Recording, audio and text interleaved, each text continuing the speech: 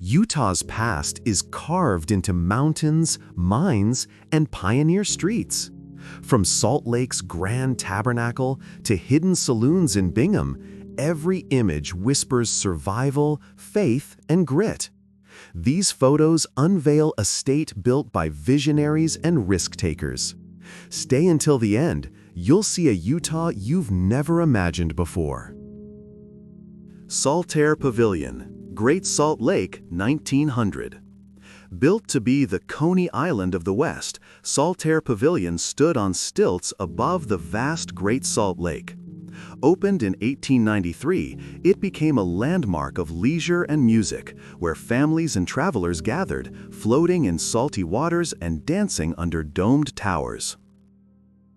Garfield Beach, Great Salt Lake, 1900. At the turn of the century, Garfield Beach drew thousands to the Great Salt Lake's mineral waters. Elegant pavilions on stilts stretched into the lake, where swimmers floated effortlessly.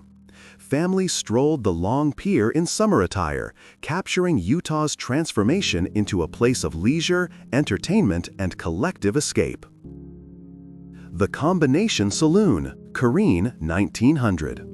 In Kareen, the Combination Saloon offered billiards, pool, cigars, and liquor, an escape from frontier hardships.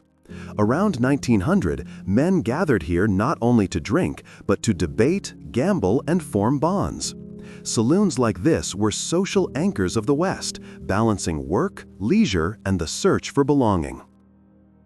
Main Street, Bingham, 1900.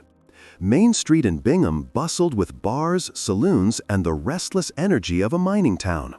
Signs for Copper King and Vienna saloons dominate the scene, where miners gathered after long days underground. The muddy street, electric wires, and crowded sidewalks capture the rugged mix of work, wealth, and wild nights. Forbes and Melich Saloon, Bingham, 1900. This Serbian-owned saloon stood proudly in the bustling mining town of Bingham in 1900. Posing outside, the owners and patrons reflect Utah's immigrant spirit, hard-working men carving out new lives. These modest wooden walls held laughter, whiskey, and stories from miners who fueled the town's rough frontier heartbeat. California Bar and Italian Boarding House, Bingham, 1900. In the mining town of Bingham, Utah, immigrants built entire communities around boarding houses and saloons like this one. The California Bar and Italian Boarding House offered shelter, food, beer, and belonging. On these wooden steps, hard-working miners and their families posed with pride, shaping Utah's multicultural frontier identity. Balkan Bar and Restaurant, Bingham, 1900. In Bingham's bustling mining district, the Balkan Bar and Restaurant served immigrants from southeastern Europe who sought fortune in Utah's mines. More than food and drink, it offered a taste of home, a language familiar, and a gathering place where Balkan workers preserved their culture while adapting to America's frontier. Leland Mill, Spanish Fork, 1900. Standing tall against the open farmlands of Spanish Fork, the Leland Mill processed the harvests that sustained Utah's growing communities. Farmers with wagons gathered here, their grain fueling both commerce and survival. The mill symbolized prosperity and resilience, turning hard labor from the valley into bread for countless families. Brigham Young Monument Dedication, Salt Lake City, 1897. A string band poses proudly on the steps of the Hall of Relics in July 1897, during the dedication of the Brigham Young Monument. The neoclassical columns, symbolic statues, and musicians together reflect Utah's cultural pride and the city's determination to honor its pioneer leader. White House Hotel, Salt Lake City, 1896. Standing proudly on the southwest corner of 200 South and Main Street, the White House Hotel was a landmark of refinement in 1896. Its elegant brick facade, awnings shading storefronts, and the bustle of horse-drawn wagons captured a city transitioning from frontier settlement into a modern urban center of the West. Installing lights on the Salt Lake Temple, 1893. High above the city, George Albert Smith and electrician Ephraim Holding balance on scaffolding as they fit electric lights onto copper finials of the Salt Lake Temple's southeastern tower. Captured before the 1893 dedication, this daring photograph reveals both faith and modernity rising together over Utah's growing capital. The Capstone Ceremony, Salt Lake Temple, 1892. On April 6, 1892, as many as 50,000 people gathered on Temple Square to witness the placing of the Salt Lake Temple's capstone. Captured by photographer C.W. Carter, the massive crowd reflected Utah's devotion, anticipation, and the monumental effort that crowned nearly 4 decades of construction and faith. Workers atop the Salt Lake Temple Tower, 1892. In April 1892, workers gathered on scaffolding high above Salt Lake City, preparing the pinnacle where the temple's capstone would be lowered into place. Balanced against open sky and distant mountains, they embodied courage and devotion, marking the nearing completion of Utah's most enduring symbol of faith and resilience. Main Street, Salt Lake City, 1890. Horse-drawn wagons, streetcar tracks, and rows of bustling storefronts line Main Street in 1890. With signs for Studebaker wagons, drugstores, and hotels, the heart of Salt Lake City pulsed with commerce. Wooden sidewalks and new telegraph poles reveal a frontier capital quickly transforming into a modern Western metropolis. Hewitt Bros Soda Water Company, Logan, 1890. Horse-drawn wagons wait in front of the Hewitt Bros Soda Water Company in Logan around 1890. Painted signs promise champagne cider and orange soda, reflecting a taste for novelty. This lively storefront captured the entrepreneurial spirit of Utah's growing towns, where refreshment became both business and community gathering point. The Hub Clothing Store, Logan, 1890. In the late 1890s, Logan's The Hub Clothing Store stood as a symbol of small-town commerce and modern retail. Suited men posed proudly outside, while clearance signs in the windows drew attention to bargains. The storefront reflects a period of growth and confidence in northern Utah's communities. C.W. Carter's Photography Gallery, Salt Lake City. By 1889, photographer Charles William Carter relocated his gallery to West First South. Upstairs, skylights illuminated portraits, while downstairs doubled as a gun shop and general store. Carter's lens preserved Utah's growth, capturing pioneers, temples, and daily life. His studio stood as both a business and a gateway to memory. Butch Cassidy and the Sundance Kid at a Utah Saloon, 1889. This modest saloon was a gathering place for the Wild Bunch in 1889. Standing by the tree is Harry Longbaugh, better known as the Sundance Kid. Seated nearby is Robert Leroy Parker, Butch Cassidy himself. The photo captures outlaws at ease, moments before history turned them into legends. Juab Railroad Hotel and Station, 1883. Along the expanding rail lines of Utah, the Juab Railroad Hotel stood as a vital stop in 1883. Passengers and workers paused here for meals, lodging, and connection before continuing westward. Its simple wooden structure reflected frontier resilience, while the tracks outside symbolized progress stitching the territory into the nation. Salt Lake City Panorama, 1880. Famed photographer Carlton E. Watkins captured Salt Lake City spreading across the valley floor. Modest wooden houses, barns, and gardens stretch toward distant mountains veiled in haze. This panoramic view preserves the frontier city's quiet growth before industry and modernization transformed its skyline into something entirely new. West Temple, Salt Lake City, 1880s. Looking north along West Temple in the 1880s, Salt Lake City blended commerce and faith. Billboards advertised cigars, whiskey, and undertakers, while towering behind them rose the unfinished Mormon temple, dominating the skyline. This juxtaposition captured a city in transformation, worldly pursuits below, spiritual ambition etched in stone above. The Mormon Tabernacle, Salt Lake City, 1877. From East Temple Street in 1877, the Great Domed Tabernacle of the Latter-day Saints rose prominently over Salt Lake City. Completed in 1867, it seated thousands beneath its unique roof.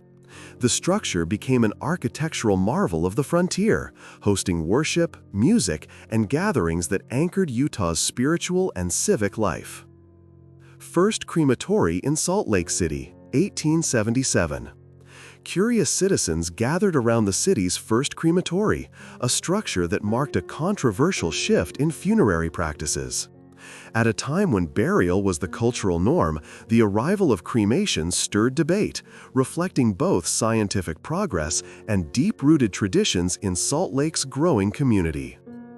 Summer retreat at Black Rock, Great Salt Lake, 1874.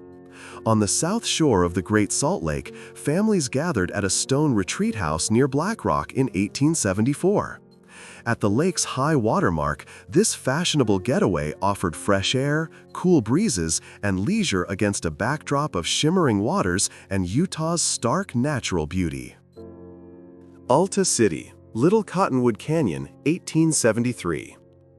Nestled in Little Cottonwood Canyon, Alta City bustled with miners and wooden shacks in 1873. Silver fever drew thousands here, carving scars into the rugged mountains.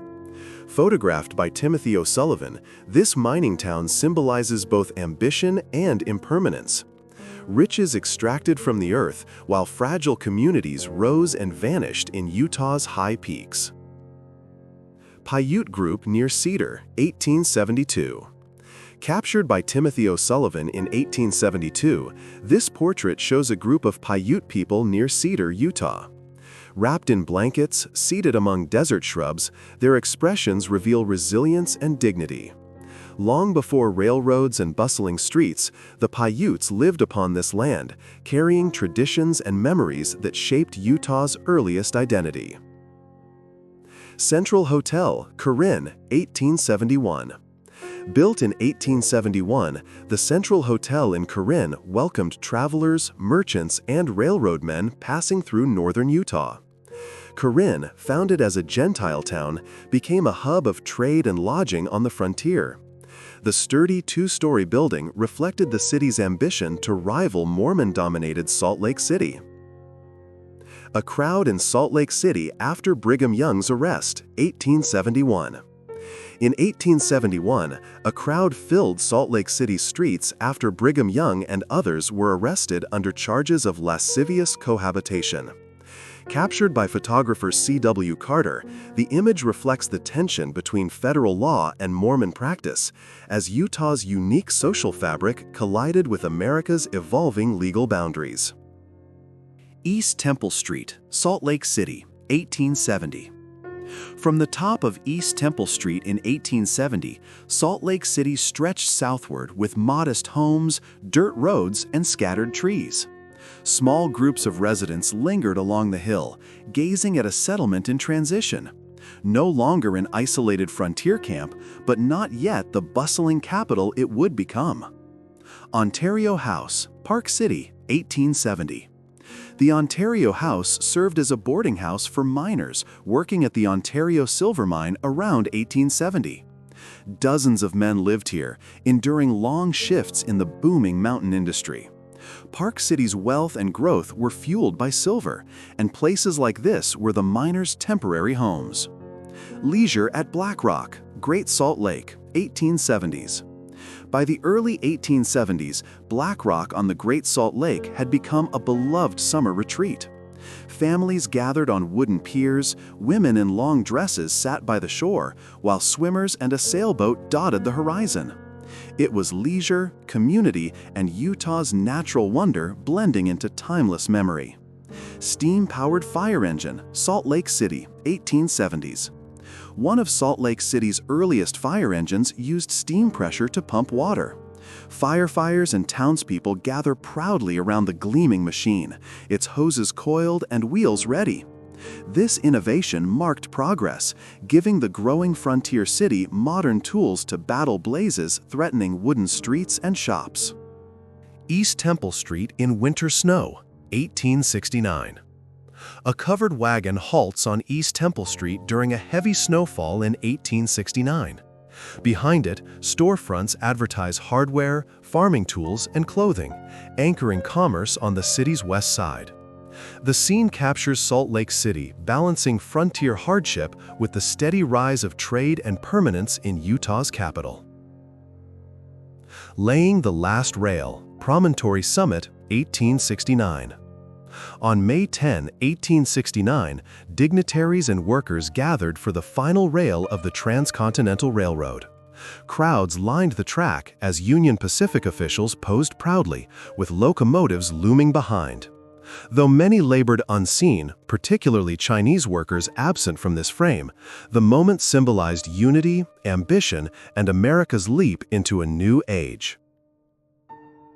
The Beehive House and Eagle Gate, 1868.